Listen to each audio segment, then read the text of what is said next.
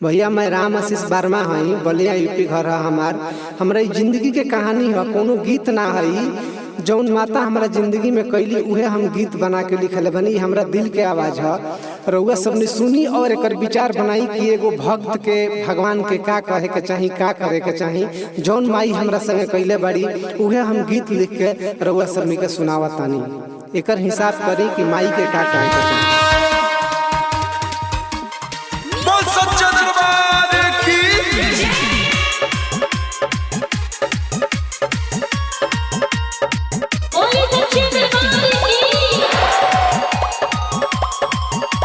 Recording by RSB music. गोदिया में डाल दिहलू लंगड़ा बालकवाए माई हो। गोदिया में डाल दिहलू लंगड़ा बालकवाए माँ ए मैया हो।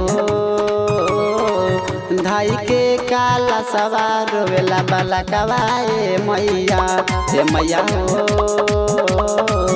धाई के काला सवार वेला बालकवाए मैया। गोदिया में डाल दिहलू लंगड़ा बालकवाए माई हो। गोदिया में डाल दिहलू लंगड़ा बालकवाए माँ ए मैया हो। धाई के काला सवार वेला बालकवाए मैया ए मैया हो। धाई के काला सवार वेला बालकवाए मैया ए मैया हो। धाई के काला सवार वेला बालकवाए मैया ए मैया हो।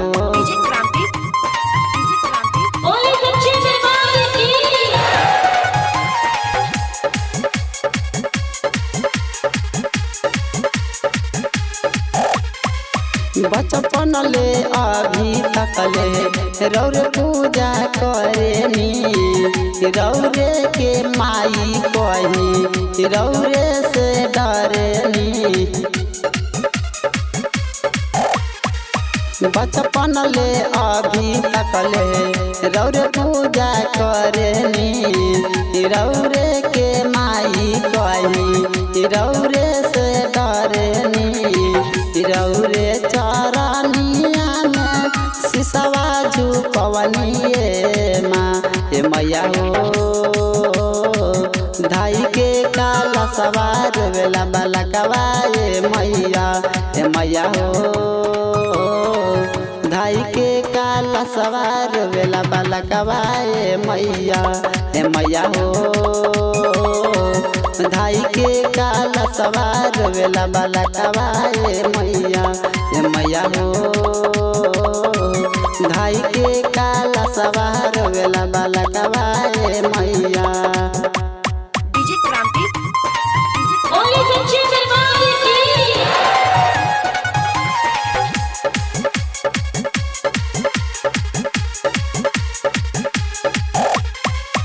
आगे नाही बाबू बाड़े पीछे नाही माई।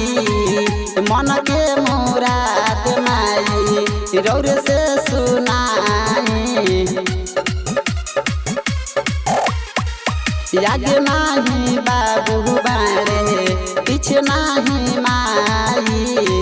मन के मुराद माई रौरे से सुनाई। कबले पूरई बुमाई हमारो सपनवाए माँ ए मैया हो।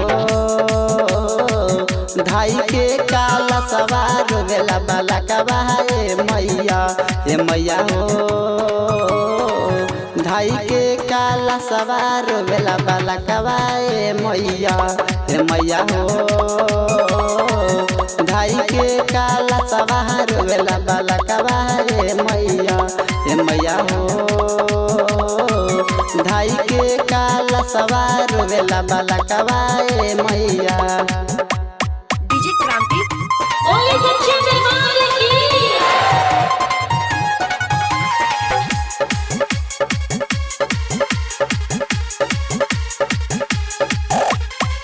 रामय शीस लिखले माई राउर भजनिया।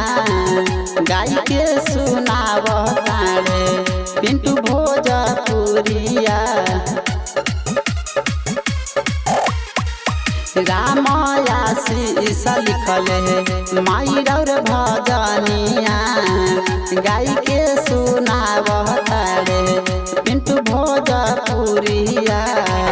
एक बार फेर तू माई पिंटू को नजरिया ए मैया हो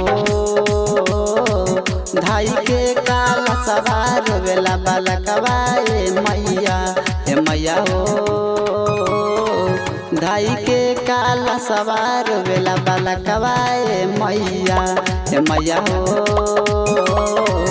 धाई के काल सवार वेला बालकवा ए मैया हो धाई के काल सवार वेला बालकवा ए मैया।